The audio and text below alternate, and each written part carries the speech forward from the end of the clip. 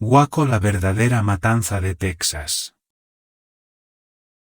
La matanza de Waco fue debida, más que al fanatismo de los davidianos, a la negligencia y saña de las tropas federales.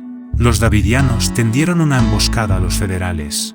David Koresh había recibido una misteriosa llamada telefónica anónima avisándole de la llegada de los agentes federales, una llamada en la que se le advertía que más que una redada aquello iba a ser una masacre, ya que los agentes tenían órdenes de disparar primero y preguntar después.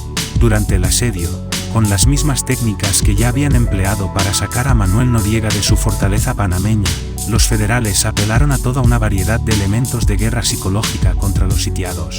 Está filmado como los federales dispararon contra las personas que intentaban escapar de las llamas. Durante el proceso judicial se manipularon las pruebas para encubrir presuntas actuaciones criminales por parte de las autoridades. Señor, ¿usted va a venir a matarnos? Esta era la angustiada pregunta que hacía por teléfono a un negociador del FBI un niño de corta edad sitiado junto a sus padres y alrededor de un centenar de personas más en el rancho Monte Carmelo en las afueras de Waco, Texas. Apenas unos días más tarde, casi todos ellos yacían muertos entre las ruinas calcinadas del edificio como resultado de la intervención policial más desastrosa de la historia estadounidense. El 19 de abril de 1993, en un rancho asentado en las llanuras de Waco, Texas, los miembros de la secta conocida como los Davidianos fueron prácticamente masacrados en lo que constituye posiblemente la intervención más vergonzosa de la historia policial estadounidense, ya de por sí violenta. Cuando por fin se despejó el humo del voraz incendio que se cebó en el rancho Monte Carmelo, casi 90 civiles yacían muertos, carbonizados entre las ruinas. La matanza había sido dirigida por los responsables de la ATF, Oficina de Alcohol, Tabaco y Armas de Fuego, y requirió la intervención de más de un centenar de agentes venidos de diferentes puntos de Estados Unidos y que habían recibido entrenamiento militar en Fort Hood para la ocasión. Llegaron hasta el lugar del asalto en un convoy de 60 vehículos, apoyado por 3 helicópteros de la Guardia Nacional, un avión de combate y vehículos blindados. Tal despliegue de medios de destrucción en una operación policial, siendo extraordinario, no es ni mucho menos un acontecimiento inédito en Estados Unidos. Las autoridades de este país nunca se han caracterizado por su paciencia con los grupos armados de ningún tipo y así lo han demostrado en repetidas ocasiones. Han sido varios los grupos radicales de izquierda, de derecha o religiosos masacrados con saña y precisión. Los miembros de la organización terrorista conocida como Ejército Simbiótico de Liberación, célebres por el secuestro de la rica heredera Patricia Hearst, que más tarde se uniría al grupo protagonizando el más espectacular caso de síndrome de Estocolmo de la historia, murieron carbonizados en su cuartel general de Los Ángeles en circunstancias parecidas a las de los davidianos. El tiroteo y la muerte de los terroristas fueron televisados en directo a toda la nación. Gordon Kahl, un evasor de impuestos perseguido por la muerte de un policía, sufrió la misma suerte y murió abrasado entre las llamas. Otro extraño y fatal incendio se declaró durante la captura del ladrón de bancos y líder del grupo conocido como La Orden, Robert Matthews, que también pereció en el incendio. Mejor suerte tuvieron los 80 miembros de la Alianza de la Espada, un grupo de fanáticos religiosos que sufrió un asedio muy similar al de los davidianos y se libraron por poco del fuego. Claro que todos estos casos palidecen ante el hollywoodense bombardeo aéreo que en 1985 sufrieron los miembros del grupo radical Negro Mobe en Filadelfia. La insólita acción era el primer bombardeo aéreo jamás llevado a cabo en territorio continental estadounidense, se saldó con 11 muertos y 2 bloques de edificios convertidos en ruinas. Aunque si de acciones contra los radicales de color se trata, la palma se la lleva la muerte de Fred Hampton, líder de los Panteras Negras, abatido a tiros por la policía de Chicago mientras dormía plácidamente en su cama a las 4 de la madrugada. Si mencionamos estos casos es porque este es el contexto histórico y social en el que debemos enmarcar lo sucedido en Waco. En otro orden de cosas, la masacre de Waco también tiene cierta relación con la tragedia ocurrida en Johnstown, Guyana, 15 años antes, ya que ambas fueron vendidas a la opinión pública como sendos suicidios masivos cometidos por sectas y sobre ambos pesa la sospecha de que la verdad pudo ser sutilmente distinta. Como en el caso del suicidio de Johnstown, tras la tragedia de Waco la versión oficial de los hechos se asentó en la opinión pública con asombrosa rapidez, no dejando prácticamente espacio informativo para el planteamiento de otras hipótesis. Las palabras clave de esta liturgia se repetían hasta la náusea en los medios de comunicación: secta, pedofilia, comuna, fanáticos, suicidio en masa, sociópatas. Así, la opinión pública quedaba condicionada por los medios de comunicación, estableciendo una suerte de reflejo pavloviano que provocaba que cualquier mención de lo sucedido en Baco tuviera como respuesta la imagen mental de un grupo de fanáticos autoinmolándose en medio de las llamas. Esta imagen errónea, demonizadora y estereotipada, era el prerequisito para justificar el genocidio de un grupo marcado para la extinción y que, al margen de sus miserias, que las tenían y muchas, tuvo la desgracia de encontrarse en el camino de intereses y poderes de los que nada sabían. Los davidianos eran una escisión de los adventistas del séptimo día. El grupo se estableció en Baco a mediados de los años 30. A principios de los 60, el grupo compró el rancho Monte Carmelo y lo tomó como su lugar de residencia. Los davidianos y su líder espiritual desde finales de los 80, David Koresh, practicaban un tipo de religión completamente diferente de la de otros cristianos. Sus ritos y reglas matrimoniales eran diferentes y su sistema de propiedad no tenía nada que ver con el del resto de los estadounidenses. Pasaban la mayor parte del tiempo en las instalaciones del rancho dedicados al estudio de la Biblia bajo la tutela de David Koresh. Eran diferentes, muy diferentes, pero no hostiles ni peligrosos. En las entrevistas que concedieron antes de su enfrentamiento con las autoridades daban la sensación de ser gente cortés, razonable y con puntos de vista sumamente ponderados. Hay que recordar que no estamos hablando de una secta destructiva de nuevo cuño, sino de una comunidad religiosa muy arraigada y con una tradición a sus espaldas. De hecho, existe un gran desacuerdo entre los diferentes expertos sobre si los davidianos eran una secta destructiva o, por el contrario, se trataba de una religión legítima, debate que, por otra parte, nadie se planteaba antes de los sucesos de Baco. Si no, veamos lo que decía al respecto Jack Harwell, el sheriff del condado de McLennan. Lo que allí había era un puñado de mujeres, niños y personas mayores. Todos ellos buenos, buena gente. Tenían creencias diferentes de los otros, creencias diferentes de las mías, quizá, creencias diferentes de las que rigen nuestro estilo de vida, sobre todo en las religiosas, pero básicamente eran buena gente. Los visitaba frecuentemente y no daban ningún problema. Eran gente casada que siempre andaba ocupada en sus propios asuntos. La comunidad jamás tuvo queja de ellos, siempre se mostraban solícitos y atentos. Me gustaban. A lo largo de las 6 semanas que duró el asedio de la ATF y el FBI al rancho de los davidianos, los medios de comunicación se llenaron de testimonios de agoreros y avisos apocalípticos que anunciaban el inminente suicidio de los davidianos. Todo ello contribuía a dar al cada vez más inminente asalto de las tropas federales el aura de una intervención humanitaria destinada a evitar una tragedia aún mayor. Durante el asedio, volviendo a utilizar las técnicas que ya habían empleado para sacar a Manuel Noriega de su fortaleza panameña, los federales apelaron a toda una variedad de elementos de guerra psicológica contra los sitiados. Potentes altavoces emitían día y noche sonidos enervantes como chillidos de conejos al ser degollados, cantos de monjes tibetanos, villancicos, el rugir de aviones de reacción, y sobre todo, la repetición una y otra vez de la canción de Nancy Sinatra, These Boots Were Made for Walking. No es de extrañar que con estos planteamientos el operativo recibiera el nombre en clave de Chow Time. La estrategia del asedio demostró ser tan extravagante como poco apropiada. El sentido de persecución es la clase de argamasa que mantiene unidas a las personas que pertenecen a grupos atípicos. Perversamente se les ofrece la prueba de que son especiales, haciéndoles pensar que el odio del mundo es para ellos prueba del amor de Dios. La machacona melodía de Nancy Sinatra y los cantos tibetanos no hacían sino reforzar la fe de quienes vivían en el campamento davidiano. Es fácil imaginárselos sentados en la oscuridad fétida, sin luz ni agua desde hacía días, pero regocijándose de que Dios los había escogido para ser perseguidos. Por las noches, potentes reflectores apuntaban directamente a las ventanas del rancho para dificultar aún más el descanso de los sitiados. Las tropas federales ni siquiera tuvieron un mínimo rasgo humanitario cuando el propio David Koresh le suplicó que le suministraran leche materna para poder alimentar a los bebés, ya que el estado de malnutrición en el que se encontraban las madres imposibilitaba que pudieran alimentarlos adecuadamente dándoles el pecho. Linda Thompson, abogada de los davidianos, intentó interceder ante los sitiadores con las siguientes palabras: por el amor de Dios, ¿acaso el gobierno de Estados Unidos quiere que esos niños mueran de inanición? La respuesta que recibió la dejó helada y le hizo comprender que a duras penas sus clientes saldrían con vida de aquel rancho. Sí, el asedio en sí se desarrolló con una inusitada dureza. El día que comenzó el cerco, uno de los davidianos, Mikes Roeder, había dejado el rancho por la mañana para ir a trabajar como de costumbre. Incluso se cruzó con el convoy policial sin que los agentes hicieran nada por detenerlo. Hasta bien entrado aquel día Roeder no supo nada de lo que estaba sucediendo en el lugar donde vivía. Cuando intentó volver a casa fue asesinado por la espalda por no menos de 11 agentes mientras intentaba escalar la verja metálica.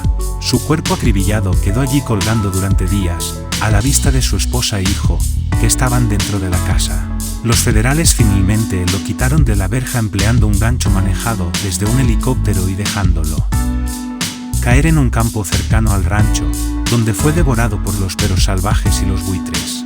Los sitiados recibían a diario mensajes contradictorios por parte de sus sitiadores. Por un lado, el FBI instaba a los ocupantes del rancho a deponer las armas y salir pacíficamente del recinto. Sin embargo, el 17 de abril el portavoz de la ATF declaraba que cualquiera que intentara abandonar el complejo sería considerado una amenaza potencial para los agentes, y como tal, se dispararía contra él, algo que pudo comprobar en carne propia uno de los davidianos, que aquella noche intentó abandonar el rancho a través de una de las ventanas de la cocina y vio frustrado su intento por los disparos de los agentes federales. Guerra psicológica. El propósito de esta operación era poner en práctica las más clásicas técnicas coercitivas de lavado de cerebro, minando las facultades mentales de los sitiados y sometiéndolos a un vacío de información que los hacía cada vez más dependientes de David Koresh, y por tanto, reafirmaba su propósito de resistencia.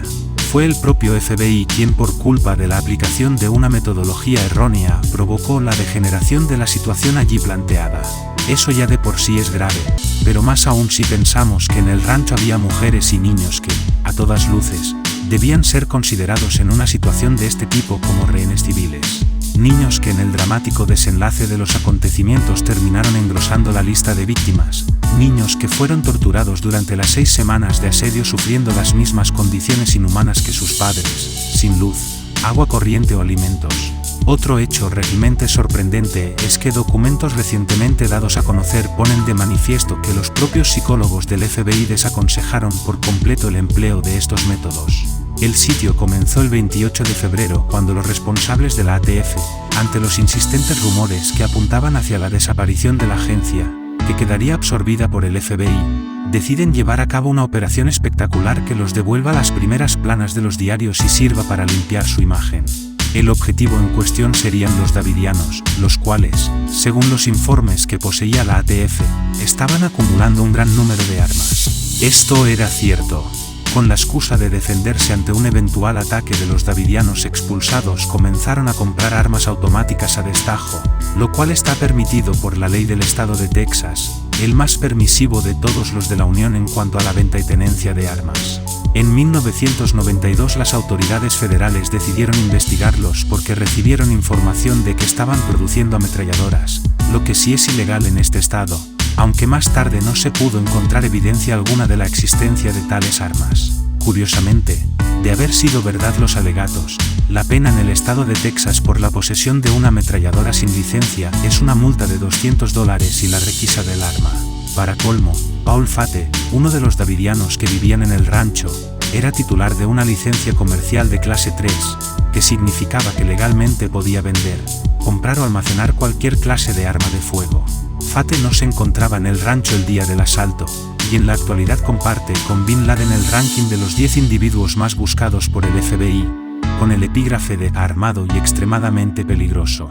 Más curioso aún es comprobar que la única orden de detención que llevaban los agentes de la ATF había sido emitida contra David Koresh. Oficialmente, la ley no tenía nada en contra del resto de los habitantes del rancho. ¿Por qué entonces movilizar un operativo de 100 agentes y 3 helicópteros para una simple detención? ¿Por qué no? ¿Se arrestó a Koresh en uno de sus muchos viajes al pueblo o cuando hacía footing todas las mañanas? El propio Koresh se dio cuenta de esta incongruencia. Hubiera sido mejor que me hubieran llamado por teléfono y hubiéramos hablado. Yo no hubiera puesto ningún impedimento para que vinieran e hicieran su trabajo.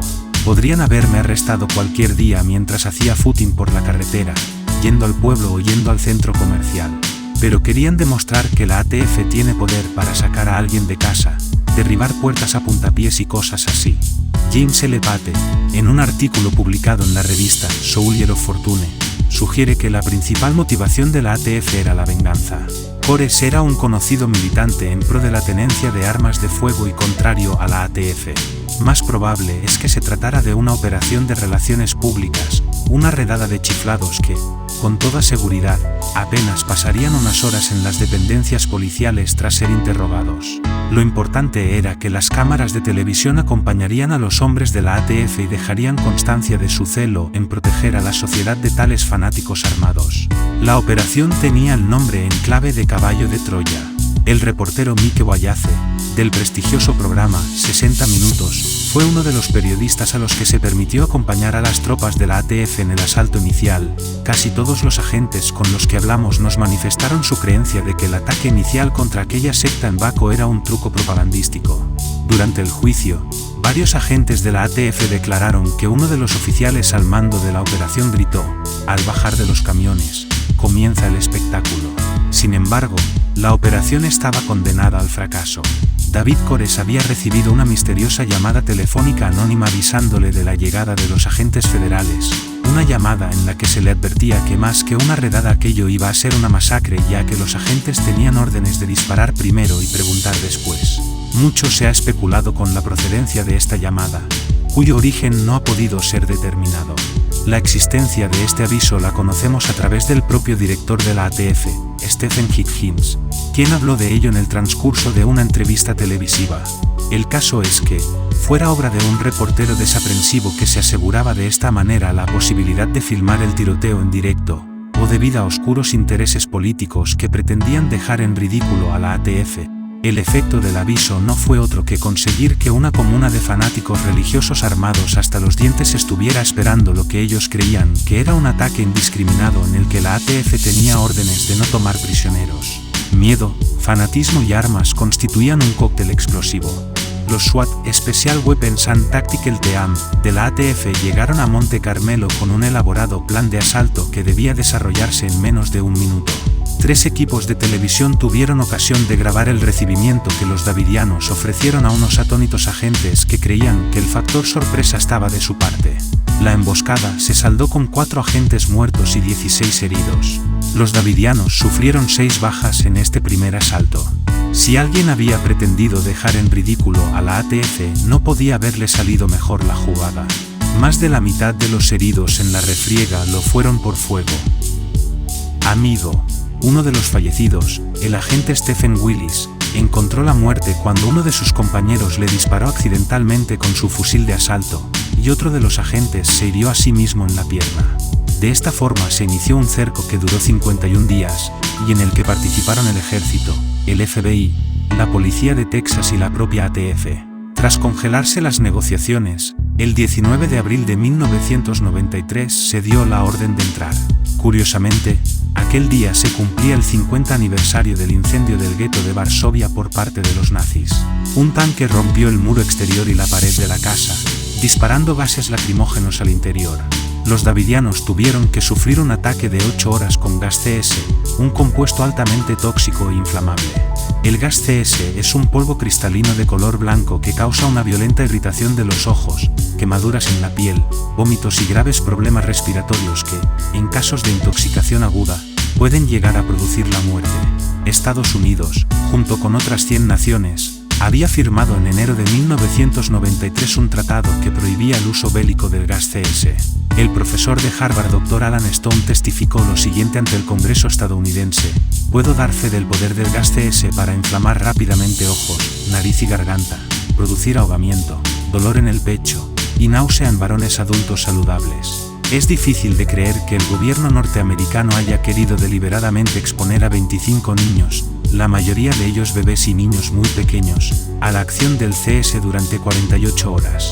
El toxicólogo William Marcus testificó ante el Congreso de Estados Unidos que la molécula del gas CS contiene un radical de cianuro que podría haber sido absorbido a través de la fina piel de los niños provocándoles la muerte. Además, el CS se convierte en un compuesto letal cuando se quema. De hecho, en los cuerpos de los supervivientes se encontraron niveles anormalmente altos de cianuro. El Dr. Marcus también indicó que el gas CS es una partícula pesada que solo permanece suspendida en el aire durante un breve periodo, quedando a ras del suelo durante el resto del tiempo, por lo que está contraindicado para su utilización en espacios cerrados, donde puede alcanzar fácilmente concentraciones entre 10 y 100 veces superiores a las correspondientes al margen de seguridad. Los estadounidenses tardarían mucho en olvidar aquel fin de semana de abril de 1993, el más sangriento de su historia reciente hasta los sucesos del 11S. Primero, el coche bomba en el estacionamiento del World Trade Center. Poco después, el asalto de Waco. La CNN cubrió el suceso con sus habituales tintes propagandísticos, intercalando vídeos que mostraban el humeante edificio, mientras un enjambre de agentes de la ATF, protegidos por sus trajes de Kevlar, se disponía a asaltar el complejo. La confusión era enorme y nadie sabía a ciencia cierta qué estaba sucediendo. Finalmente, a mediodía, justo cuando varios tanques M-60 iniciaban el asalto del rancho, una densa humareda se levantó desde el edificio principal, produciéndose una serie de fuertes explosiones que culminaron con la muerte de 87 personas. Solo lograron salvarse 10 de los ocupantes de Monte Carmelo. En primera instancia, el público asistió perplejo a esta demostración de demencia histérica hasta el momento inédita en aquel país. Sectarios locos e integristas islámicos no menos locos constituían estereotipos fáciles de digerir por el público. El FBI inmediatamente anunció que 2 de los miembros de la secta habían confesado ser los culpables del incendio. La Oficina de Investigación matizó más tarde estas declaraciones, afirmando que nadie había confesado aún ser el autor del incendio, pero que pronto lo harían ya que los francotiradores del FBI los habían visto personalmente hacerlo. Edwin S. Gausted, en su libro Documentary History of Religion in America since 1865, refleja la opinión de un gran número de expertos respecto de que lo ocurrido en Waco fue un suicidio masivo inducido por David Koresh. La del Dr. Gausted, profesor emérito de la Universidad de California, es la oficial entre los especialistas en la materia. Más tarde se llevó a cabo una investigación independiente que, en efecto, incriminaba a los davidianos en la autoría del incendio, confirmando aparentemente el escenario de suicidio masivo que propugnaba la propaganda oficial.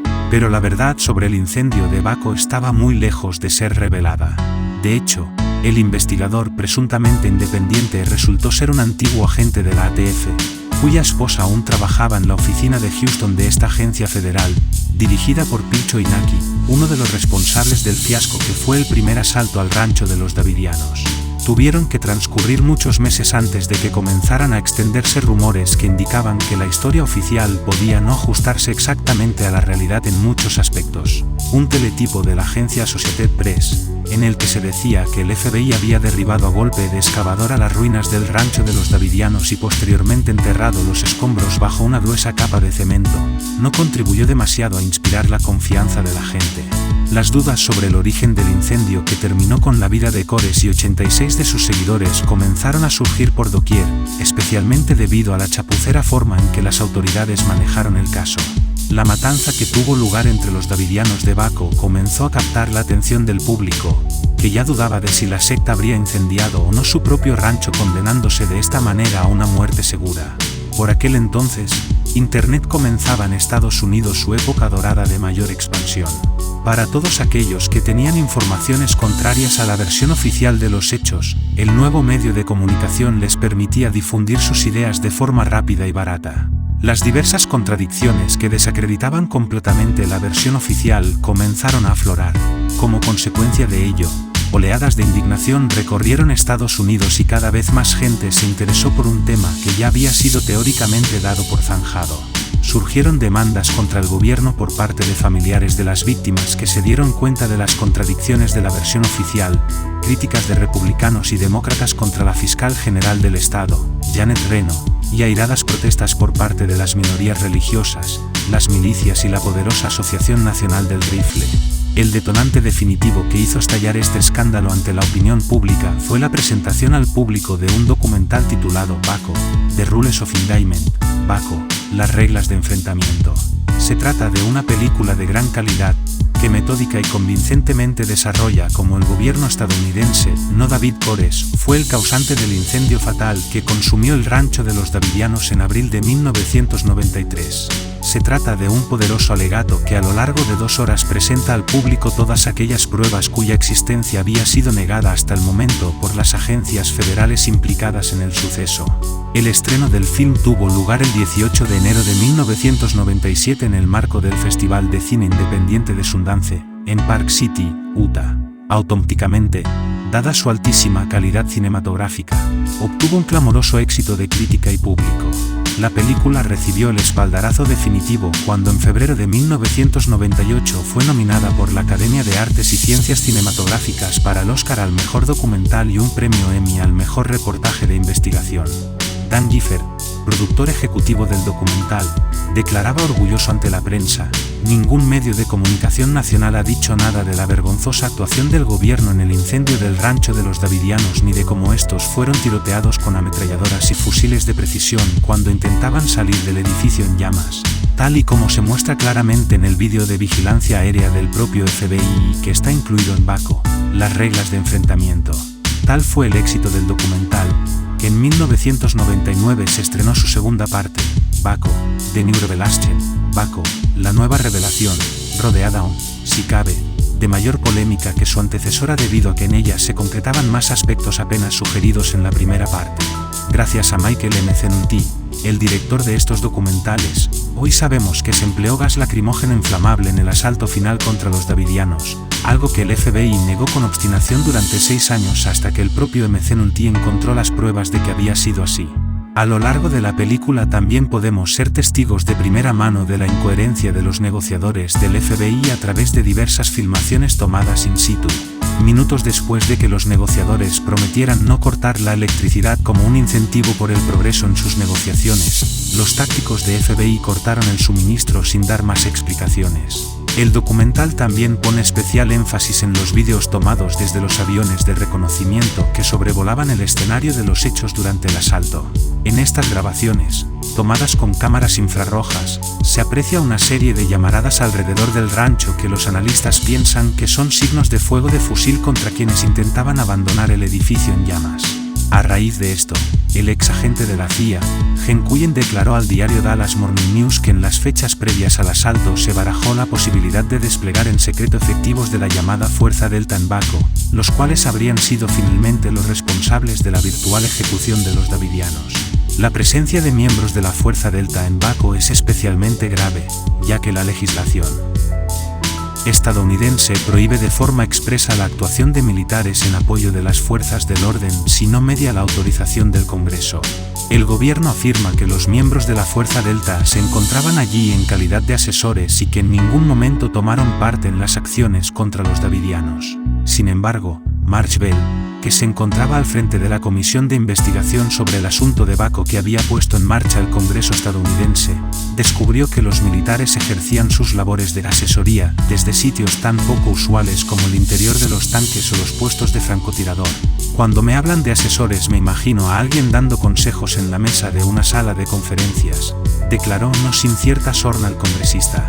El FBI se defendió de estas acusaciones alegando que los destellos que se veían en las imágenes se debían a reflejos del sol, poniendo como prueba el hecho de que no se podían distinguir las siluetas de los agentes tras los fogonazos, pero olvidaron mencionar que los trajes de asalto están especialmente diseñados para camuflar a quienes los llevan ante estos dispositivos electrónicos.